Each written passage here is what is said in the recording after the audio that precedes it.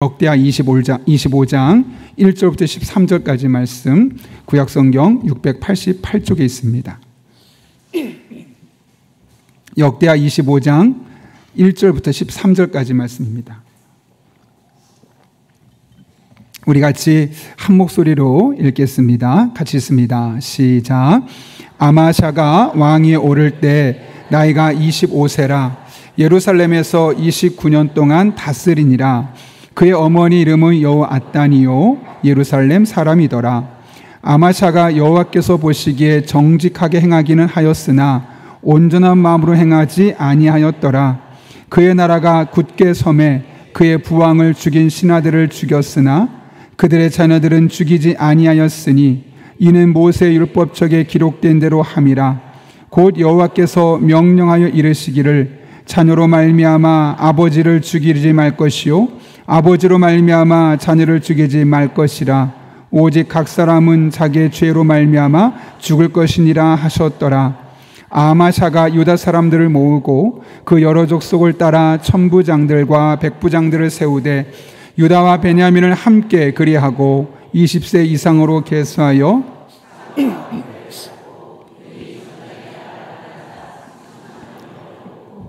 또 은 100달란트로 이스라엘 나라에서 큰 용사 10만 명을 고용하였더니 어떤 하나님의 사람이 아마샤에게 나와서 이르되 왕이여 이스라엘 군대를 왕과 함께 가게 하지 마옵소서.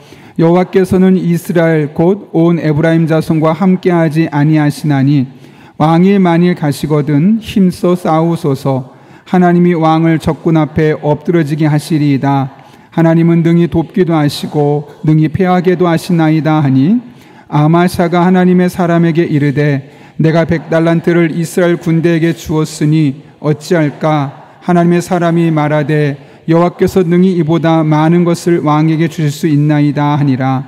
아마샤가 이에 에브라임에서 자기에게 온 군대를 나누어 그들의 고향으로 돌아가게 하였더니 그 무리가 유다 사람에게 심히 노하여 분연히 고향으로 돌아갔더라. 아마샤가 담력을 내어 그의 백성을 거느리고 소금 골짜기에 이르러 세일 자손 10,000명을 죽이고 유다 자손이 또 10,000명을 사로잡아 가지고 거기서 밀쳐 내려뜨려서 그들의 온몸이 부서지게 하였더라. 아마샤가 자기와 함께 돌려보낸 군사들이 사마리아에서부터 벳오론까지 유다 성읍에서 약탈하고 사람 3,000명을 죽이고 물건을 많이 노략하였더라. 아멘. 말씀 나누기 전에 소식 한 가지 전합니다. 우리 이계용 권사님의 남편께서 어제 하나님의 부르심을 받았는데요. 오늘 우리가 위로 예배를 드리려고 했는데 믿는 분들이 참 가족 중에 많은 것 같습니다. 너무 많이 예배를 드려서 예배까지는 어렵고 조문만 해주셔줍니다 해서 오늘 예배 끝나고 9시 50분에 교회에서 출발해서 가서 기도만 하고 또 위로하고 오려고 합니다. 함께 할 수 있는 분들 또 그렇게 동참해 주시고 또 이계용 권사님 위해서 기도해 주시기를 부탁드립니다. 제가 몇 주 전에 안과 진료를 위해서 강남에 있는 한 병원을 찾았습니다. 그곳에서 의사를 대하는 이 환자들의 태도를 보면서 제가 한 가지 좀 마음에 도전받은 게 있습니다. 그 자리에서는 누구나 할 것 없이 의사의 말에 귀를 쫑긋 세우고 귀를 기울이는 것이죠. 하나라도 놓치면 안 될 것처럼 의사에게 오롯이 집중하고 어떤 분은 몸이 살짝 앞으로 기울어 있을 정도로 그 의사에게 오롯이 그 사람의 말을 듣고 그대로 행하려는 그 의지가 너무나 보였습니다. 물론 저도 예외는 아니었습니다. 그날 버스 타고 용인으로 내려오면서 그 상황을 계속 떠올리다가 문득 이런 생각이 들었습니다. 우리가 하나님 앞에서 저렇게 적극적으로 반응하면 우리들의 삶에 어떤 일들이 일어날까? 저렇게 의사를 철저하게 의지하고 의사 말을 하나도 놓치지 않으려 하고 아마 집에 돌아가면 의사가 하라는 대로 다 할 텐데 우리가 만약 일상에서 하나님을 향해서 그렇게 하나님을 전심으로 바라보고 의지할 뿐만 아니라 하나님의 말씀에 적극적으로 반응하고 나의 삶으로 그렇게 살아난다면 나의 삶에 얼마나 많은 하나님의 은혜들이 부어질까 그런 생각을 하면서 내려왔던 적이 있습니다. 여러분 정말 그렇게 하면 우리들의 삶에 어떤 일이 일어날까요? 오늘 본문의 말씀은 요아스의 아들 아마샤의 신앙을 평가하면서 시작합니다. 1절을 보면 그냥 아마스야에 대한 일반적인 이야기입니다. 25세 왕이 되어서 29년간 다스렸다. 그런 생물학적인 왕의 통치년대만 이야기하죠. 그러나 2절에 넘어가서는 그의 신앙에 대해서 평가하는데 이렇게 묘사합니다.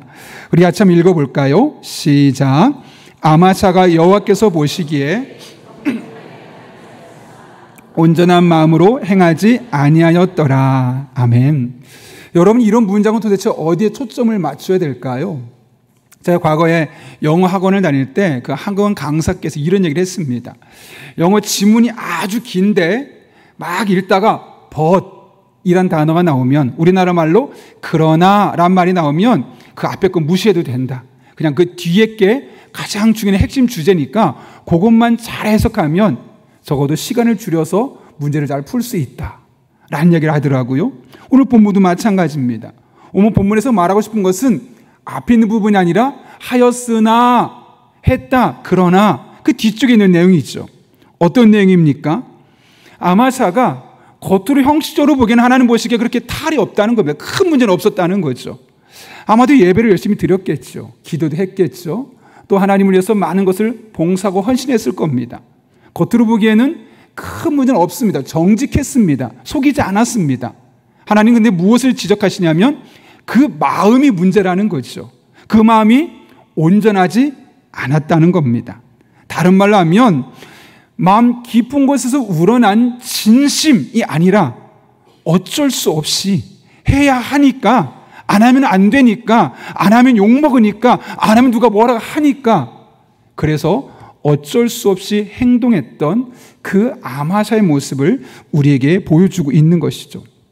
다른 말로 하면 그의 신앙은 겉으로 보기에는 큰 문제가 없는 형식적인 신앙생활이었음을 우리는 볼 수 있는 겁니다. 물론 형식적인 신앙생활도 아예 신앙생활 안 하는 것보다 훨씬 낫죠. 신앙이 없는 사람보다 그래도 신앙을 갖고 형식적인 신앙생활을 하는 것이 낫습니다. 예를 들어 아예 교회 나오지 않는 것보다 그래도 교회 나오는 게 훨씬 더 낫지요. 예배 드리러 나오지 않는 것보다 예배 드리러 오는 것이 훨씬 더 낫고, 기도의 자리에 나오지 않는 것보다 그래도 형식적이라도 기도의 자리에 나오는 것이 그나마 나을 수 있습니다. 그러나 하나님은 그 껍데기 신앙, 형식적인 신앙, 알맹이는 없는 그런 신앙, 그런 수동적인 신앙이 아니라 보다 능동적이고 적극적으로 그 마음을 다한 신앙생활을 훨씬 더 원하신다는 것을 오늘 그 2절, 한 절의 말씀을 통해서 우리는 분명하게 알 수 있는 겁니다. 이와 같은 하나님의 마음을 안다면 우리의 신앙생활이 어떻게 될까요? 한번 돌아보고 점검할 필요가 있습니다. 하나님께서 나의 예배를 보시고 나서 어떻게 평가하실까? 그래, 너 예배 드리러 나왔구나. 그런데 너의 마음은 어디에 놓고 왔니? 너 일주일 동안 기도하러 나왔는데, 그래, 기도하는 건 너무 좋은데 너의 마음은 도대체 어디에다 떨궈 놓고 온 것이니? 너희가 봉사한다고 그래 너무 감사하고 좋은데 그 감사할 때 너의 그 진심은 어디에 갔니? 양육을 받고 사랑하고 전도하는 그런 모든 너의 신앙생활을 돌아보며 도대체 겉으로는 참 괜찮아 보이는데 그 마음의 알맹이는 도대체 어디 있니? 라고 물으신다면 하나님, 그거 다 가지고 왔습니다 라고 말할 자신이 있는가? 한번 우리의 신앙을 돌아볼 필요가 있습니다. 저는 성경을 보면서 능동적이고 매우 적극적인 신앙생활을 하는 사람을 떠올리면 늘 가장 먼저 떠올리는 한 사람이 있습니다. 제가 성경에서 가장 좋아하는 인물 중에 하나로서 종종 여러분에게 언급하기도 하죠.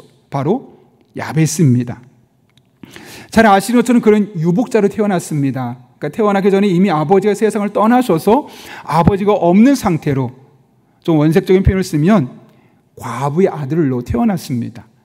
그 당시에 과부, 고아, 객은 가장 가난한 극빈자를 일컫는 말이었죠.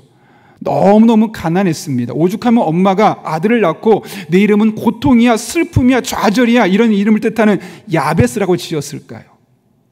그렇게 힘든 가정에서 태어났던 야베스, 그러나 그의 결말은 어떻게 됐습니까? 그는 형제들보다 존귀한 자다. 이 형제들은 그의 가족을 말하는 것이 아닙니다. 이스라엘의 그 민족에는 수많은 지역에 있는 형제들보다 훨씬 더 존귀한 자가 되었다고 이야기합니다. 그런데 그 일이 어떻게 가능했다고 하죠? 그의 적극적인 기도 생활로 인해서. 성경을 보면 역대상 4장 9절 10절에서 특별히 10절에서 이렇게 이야기하죠. 원컨대 주께서 나에게 복의 복을 더하사 나의 지경을 넓히시고 주의 손으로 나를 도우사 나로 환난을 벗어나 근심이 없게 하옵소서 하였더니 하나님께서 그가 구하시는 것을 허락하셨더라. 우리가 보면 어느 순간 야베스가 예배드리다가 은혜 받았나 보다, 기도합시다 하나님 들어주십니다라는 말에 은혜 받고 한 번, 두 번 정도 기도했나? 아니면 우리처럼 한 일주일 정도 나와서 기도했나? 그랬더니 하나님이 그의 기도에 응답해 주셔서 지경을 넓혀 주시고 그 환난을 벗어나게 해주셔서 존귀한 자가 되게 하셨나라고 생각할 수 있습니다. 그런데 원문은 전혀 다른 해석을 우리에게 주죠. 그의 기도를 뭐라고 말하냐면 그의 했던 기도는 한 번, 두 번 은혜 받고 일주일 정도 해본 기도가 아니라 계속된 기도였다고, 응답될 때까지 했던 기도였다고 이야기합니다. 어느 순간 하나님의 말씀에 은혜가 되었겠죠. 기도해야겠다고 결단했겠죠. 그러나 그것이 어떤 삶의 우여곡절이 있고 환경이 힘들었다고 해서 그 기도를 포기하지 않았다는 거죠. 하나님, 저는 너무 어렵습니다. 저희 상황을 극복할 수 있는 능력이 저에게 없습니다. 하나님밖에 없습니다. 그러니 원컨대 주께서 내게 복의 복을 더하여 주셔서 나의 이 좁은 지경을 조금만 더 넓혀주시고 나의 힘으로 해결할 수 있는 이 환난의 문제, 주의 손으로 나를 도우사 나로 환난을 벗어나 근심 없게 하여 주옵소서라는 기도를 한 번, 두 번, 일주일, 2주일이 아니라 그 기도가 응답될 때까지 적극적으로 능동적으로 하나님께 기도하며 나아갔다는 것이죠. 그리고 하나님 그의 기도를 들으시고 뭐라고 말씀하십니까? 그가 구하는 것을 허락하셨더라. 적극적이고 능동적인 기도, 그 기도에 하나님께서 놀랍게 반응해 주셨던 겁니다. 그리고 또 한 가지 생각나는 인물은 갈렙이죠. 여러분, 이 산지를 내게 주소서라는 말로 유명한 갈렙이 이스라엘 지파 중에 어떤 땅을 얻었냐면 헤브론이라는 아주 좋은 땅을 얻었습니다. 물론 산입니다. 산지지만 해발 930m 고지대에 세워진 성읍으로서 가장 세계에서 오래된 도시 중에 하나입니다. 그러니 천의 요새가 되기도 해서 안정적으로 그곳을 지킬 수 있었죠.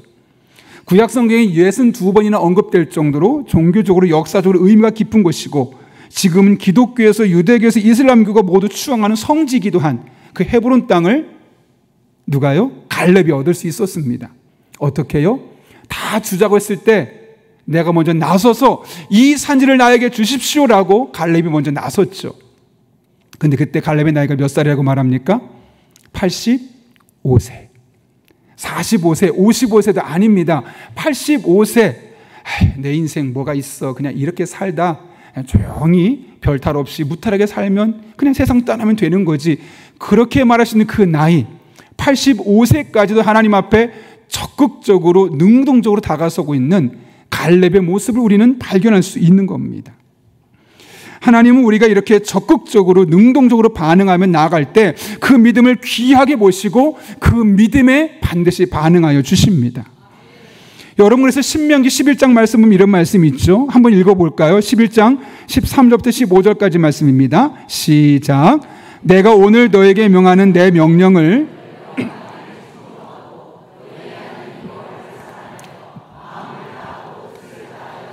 여기까지요. 어떻게 하라고요? 마음을 다하고 뜻을 다하여 섬기면. 사실 같은 말이에요. 그런데 무슨 말이냐면 형식적인 신앙생활 하지 말고 정말 마음을 담아서 진심으로 알맹이가 담긴 신앙생활 하면 이런 말이죠.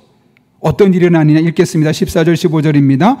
여호와께서 너희의 땅에 이른 비 늦은 비를 적당한 때 내리시리니 너희가 곡식과 포도주와 기름을 얻을 것이요 또 가축을 위하여 들에 풀이 나게 하시리니 내가 먹고 배부를 것이라. 아멘. 그렇게 신앙생활 안에 삶을 하나님께서 지켜주시고 보호하시고, 오늘 본문엔 적당한 때로 되어 있지만 원문은 정확한 때로 되어 있습니다. 꼭 필요한 때 필요한 도움을 제공해 주신 분이심을 말씀하고 있는 것이죠. 역대하 16장 9절은 이렇게 말합니다. 여호와의 눈은 온 땅을 두루 감찰하사 전심으로 자기에 향하는 자들을 위하여 능력을 베푸신다. 어떤 자에게요? 전심으로 마음을 담아서 간절하게 적극적으로 능동적으로 하나님께 나아가서 믿음 생활하는 사람을 하나님 또한 돕겠다고 말씀하고 있는 것이죠. 이것이 바로 하나님께서 일하는 방식입니다. 그렇다면 우리가 할 일은 무슨 일을 하든 마음을 담아서 적극적으로 뜻을 다하여 하나님께 나아가는 것입니다. 여러분, 하나님 앞에 무엇을 하든 전심으로 하십시오. 하나님께서 그러면 그런 사람들에게 적극적으로 능력을 주시고 지혜를 주시고 이사야에서 말씀하신 것처럼 광야의 길을 만들어서라도 사막의 강을 만들어서라도 반드시 여러분의 삶에 반응하여 주실 것입니다. 그런 하나님의 은혜가 이 기도회를 통해서 시작될 수 있기를 예수님의 이름으로 축원합니다. 아마샤의 신앙생활은 알맹이가 좀 빠져있는 그런 형식적인 신앙생활이긴 했습니다. 그러나 그럼에도 불구하고 그가 한 가지 하나님 앞에 끝까지 지켰던 원칙이 있는데 그것은 바로 무엇이냐면 하나님의 말씀을 중심에 둔 삶이었죠. 오늘 본문 3절과 4절 말씀입니다. 같이 읽습니다. 시작. 그의 나라가 굳게 섬에 그의 부왕을 죽인 신하들을 죽였으나 그들의 자녀들은 죽이지 아니하였으니 곧 여호와께서 명령하여 이르시기를 자녀로 말미암아 아버지를 죽이지 말 것이요 아버지로 말미암아 자녀를 죽이지 말 것이라 오직 각 사람은 자기의 죄로 말미암아 죽을 것이니라 하셨더라. 아멘. 아마샤는 자기 아버지가 죽고 나서 신하들에서 죽고 나서 나중에 왕권을 회복하자마자 아버지를 살해했던 신하들을 다 죽였습니다. 일종의 복수죠.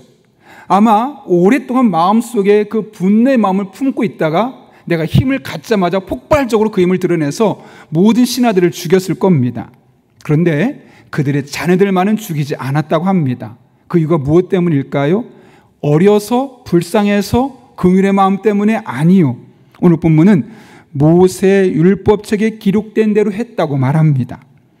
신명기 24장 16절에 기록된 말씀, 아마샤는 이 말씀을 중심에 두고 그 아버지들은 죽였지만 그 자녀들은 살려주기로 결심한 것이죠.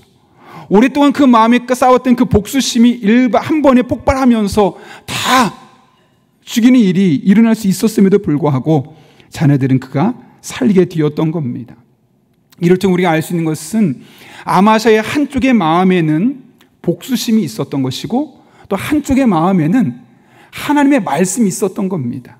그런데 이 복수심과 하나님의 말씀이 있을 때 이 복수심이 말씀을 넘어서서 복수심으로 모든 사람을 다 죽여버린 것이 아니라 그 복수심은 발휘하되 말씀으로 짓눌러서 말씀을 벗어나지 않는 한에서 그가 복수를 자행했음을 우리는 본문을 통해서 확인할 수 있는 것이죠. 사람은 원래 감정의 동물이기 때문에 그 감정의 지배를 받을 수밖에 없습니다.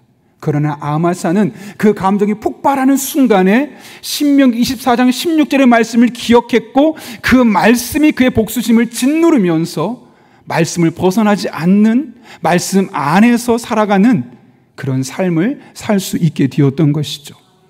여러분, 사람은 태생적으로 마음, 다른 말로 하면 마음을 생각이라고도 표현하죠. 이 마음, 생각의 지배를 받게 되어 있습니다. 심리학자들이 이런 얘기를 합니다. 우리의 생각이 믿음을 만들고 믿음이 감정을 낳고 감정이 행동을 이끌어내고 궁극적으로 그 행동이 우리의 삶을 결정한다 그 이야기하죠. 그래서 우리가 겉으로 드러내는 행동을 바꾸려면 무엇을 바꿔야 되냐면 바로 그의 마음, 그의 생각을 바꿔야 된다고 이야기합니다. 그리고 그 생각을 어떻게 바꿀 수 있느냐라고 말했을 때 바꿀 수 있는 가장 중요한 수단은 하나님의 말씀이라는 거죠. 카일 아이들먼이라는 목사가 있습니다. 그분이 쓴 그리스도인의 생각 사용법이라는 책이 있는데요. 제가 아마 이번 달 여러분께 추천도서를 함께 읽으려고 하는 책입니다. 그 책을 보게 되면 카일 아이들먼이 이런 얘기를 합니다. 자신을 향해서 하나님의 말씀을 계속 선포하면 우리 뇌에서 새로운 신경 경로가 형성된다고 합니다.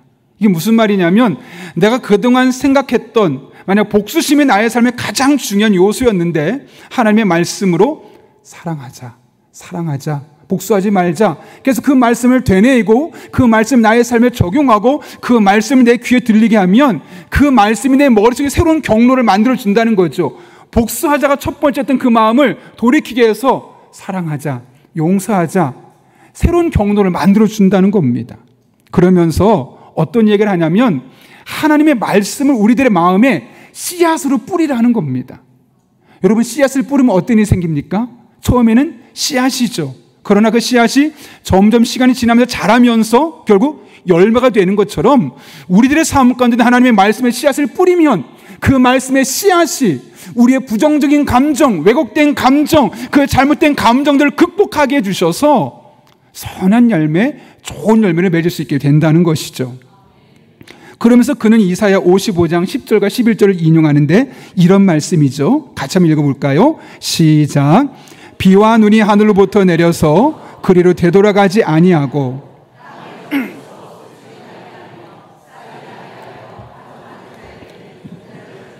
먹는 자에게는 양식을 준 바 같이 내 입에서 나가는 말도 이와 같이 헛되이 내게로 되돌아오지 아니하고 나의 기뻐하는 뜻을 이루며 내가 보낸 일에 형통함이니라. 아멘.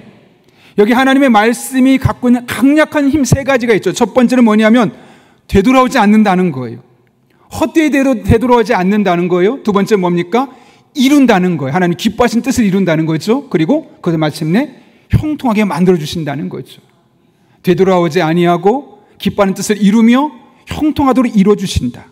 다시 말하면 하나님의 말씀이 선포되면 그 말씀을 아멘으로 받는 순간 그 말씀은 나를 통해서 하나씩 그 말씀이 씨앗이 뿌려져서 언젠가는 반드시 그 말씀도 우리들 삶에 놀라운 열매가 결과물들이 나타나게 된다는 것이죠. 그럼 우리가 할 일은 무엇이냐면 그 말씀의 씨앗을 계속 뿌리는 겁니다. 믿음으로 받고 그 말씀 나의 삶에 적용하고 그 말씀대로 살기 결단하는 것이죠. 그러면 그 말씀이 심겨질 수밖에 없고 우리들은 머릿속에 새로운 경로를 만들어 주어서 과거와 전혀 다른 삶을 살아가는 은혜를 경험할 수 있는 겁니다. 우리의 복잡한 감정을 하나님께서 다스려 주십니다. 불안감을 없애주고 분노심은 잠재워주며 절망감을 소망으로 바꿔주는 은혜를 우리는 그 말씀의 씨앗을 뿌리는 가운데 경험할 수 있다는 겁니다. 김선교 선교사라고 있어요. 이름이 참 독특하죠. 그 김용의 목사 선교사님의 아들인데 그분이 쓴 책 중에 고민하고 생각하고 질문하자라는 책이 있어요. 참 책이 재밌죠. 이 책을 보게 되면 한 유명한 이 광고업계 CEO의 그 이야기가 기록됐는데요. 그가 사업을 시작하면서 나의 이 사업의 원칙은 말씀이다. 하나님의 말씀대로 일을 시작하겠다. 또 말씀대로 내가 앞으로 경영하는데 이렇게 경영하겠다. 그리고 일을 시작했습니다.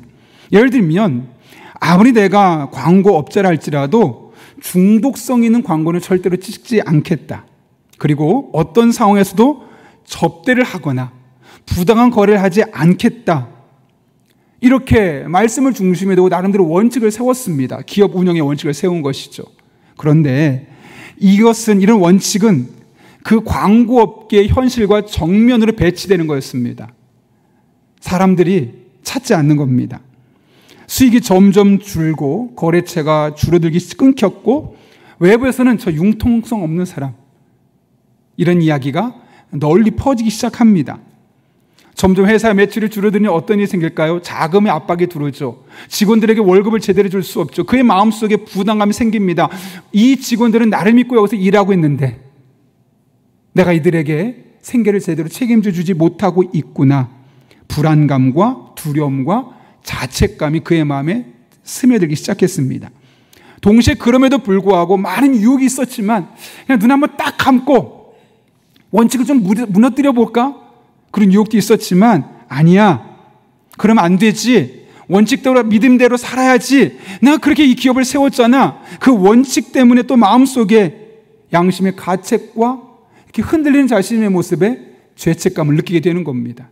이런 많은 부정적인 하나님과의 관계에서 부정적인 감정들이 생기고 또 직원들을 바라볼 때마다 그의 마음속에 자신을 힘겹게 했던 그 마음에 쓴뿌리들이 계속 생겨나기 시작하는 거죠. 그럼에도 불구하고 끝까지 믿음 지키면 그 믿음 때문에 잘 될 줄 알았는데 그 믿음이 오히려 자신을 더 힘들게 만드는 겁니다. 믿음대로 살려고 했더니 더 안 되니까요. 아무도 내가 인정하지 않는 선택을 할 때 느끼는 외로움이 있었고, 매출이 떨어져도 난 말씀대로 살 거야 한다는 책임감과 하나님의 기준대로 살아야지 죄책감과 양심의 가책 등 다양한 영적인 혼란함을 그가 겪을 수밖에 없었습니다. 그런데 그는 이 상황을 마침내 잘 극복해낼 수 있었죠. 물론 꽤 시간이 걸리긴 했지만. 어떻게 가능했을 것 같습니까, 여러분? 그 상황을 놓고 어떻게 했을까요? 고민하고 생각하고 질문한 거죠. 내가 이 기업을 어떻게 세웠지? 하나님의 말씀을 중심에 두고 그 말씀을 따라 하기로 했는데 내가 왜 흔들렸을까? 다시 말씀으로 돌아가자. 그래서 일주일 내내 말씀의 숲에 푹 빠져서 그 안에 거하는 겁니다. 신우회에 가서 매일 큐티 모임을 하기 시작했습니다. 이동할 때는 차에서 틀어놓고 설교를 매주 자기 들었던 설교 주일 많은 설교 하나 그 들었던 주일 설교 계속 반복해서 듣고 또 주일 예배를 빠지지 않으려 하고 수요 공예배에 참석하면서 그 말씀 앞에 그분 표현을 하면 스스로 자신을 노출시켰다는 거예요. 계속 말씀이 흐르는 자리에 자기를 노출시킨 거죠. 그랬더니 신기하게 그 말씀이 자신을 지켜주더라는 것이죠. 말씀과 기도를 꾸준히 그렇게 말씀을 붙들고 그 말씀 따라서 기도했더니 자기도 모르게 자신의 마음속에 있었던 극심한 불안감과 외로움이 평안함으로 안정감으로 또 죄책감이 사라지기 시작하고 어느 순간 마음이 매우 정말 천국인 듯한 그런 안정적인 마음으로 변하게 되었던 것이죠. 특별히 로마서 10장 11절의 말씀에 너는 부끄러움을 당하지 않을 것이다 라는 말씀이 어느 순간 마음에 깊이 각인되었고 그래 하나님께서 내가 비록 지금 여전히 어렵지만 결코 나는 부끄러움 당하지 않게 하실 거야. 하나님의 말씀 붙들고 이 원칙을 따라 살아가는 나의 삶에 결코 부끄러움 당하지 않게 하실 거야 라는 그 말씀으로 큰 힘과 위로를 얻게 되었던 겁니다. 이렇게 말씀의 자신을 계속 노출하다 보니까 그래 이겨야지 벗어나야지 그런 자신의 의지력이 아니라 그 말씀 자체가 어느 순간 자신을 그때그때마다 꽉꽉 붙들어 주더라는 겁니다. 그래서 이제는 더 이상 어떤 외부의 유혹에도 흔들리지 않고 그 기업들을 운영할 수 있게 되었던 것이죠. 그가 이렇게 고백합니다. 나의 의지로 버틴 것이 아니라 말씀 그 자체가 나를 붙잡아 주었고 나를 감정적인 소진에서 구원했다.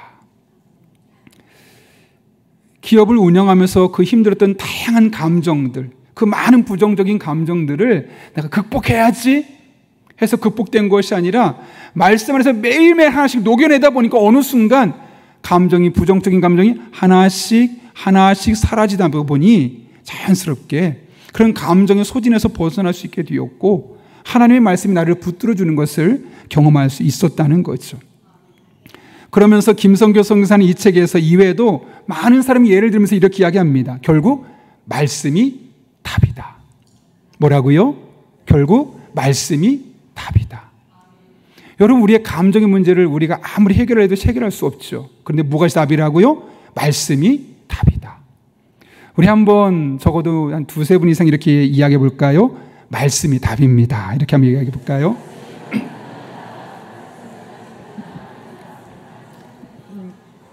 결국 말씀이 답이다 라고 선언했던 김성교사가 이런 이야기를 합니다. 이젠 우리가 말씀 앞에서 좀 고생질 좀 합시다. 이게 뭐냐면 여러분 말씀을 읽고 적용하고 말씀대로 사는 게 쉬울까요? 어려울까요?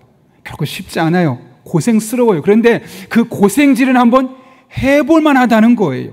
내가 늘 외롭고 불안하고 좌절하고 죄책감 빠져 살고 이런 다양한 부정적인 감정에 노출해서 사느니 그렇게 힘겹게 살아가는 차라리 좀 고생하더라도 매일 말씀을 묵상하고 설교를 반복해 듣고 그렇게 말씀이 나를 노출해 살아가는 사람 그렇게 고생질하는 사람이 훨씬 더 유익하다는 사실을 우리에게 이야기하면서 말씀 앞에서 고생질 좀 하자고 우리를 권면하고 있습니다. 저도 여러분을 권면합니다. 여러분 말씀 앞에서 고생질 좀 합시다. 많은 사람들이 자기 마음과 전쟁 중에 있습니다. 제가 언제가 인용했던 정신과 의사인 김정일 씨가 그의 책에서 말하죠. 강남은 거대한 정신병동이다. 우리가 볼 때는 돈도 많고 부족할 게 하나도 없어 보이는 그들의 삶에 거대한 정신병동처럼, 강남구에만 정신병원이 111개가 있고 서초구에 28개가 있다고 합니다. 얼마나 많은 사람이 힘든 마음으로 하루하루를 버티고 겨우겨우 살아가고 있는지 모릅니다.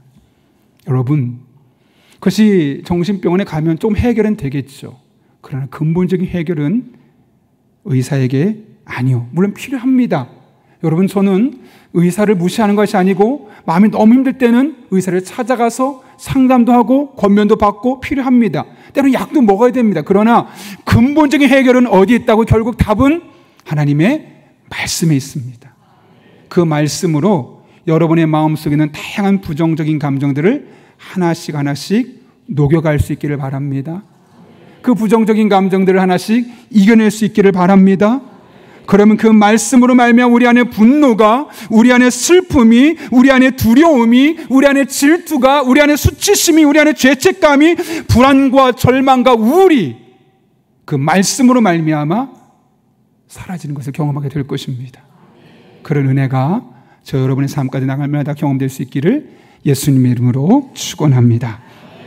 이 시간 그 하나님의 말씀을 사모하며 말씀 따라 살겠습니다 라는 믿음의 결단을 하며 주님 말씀하시면 우리 함께 찬양하고 하나님 앞에 기도하며 나아가겠습니다.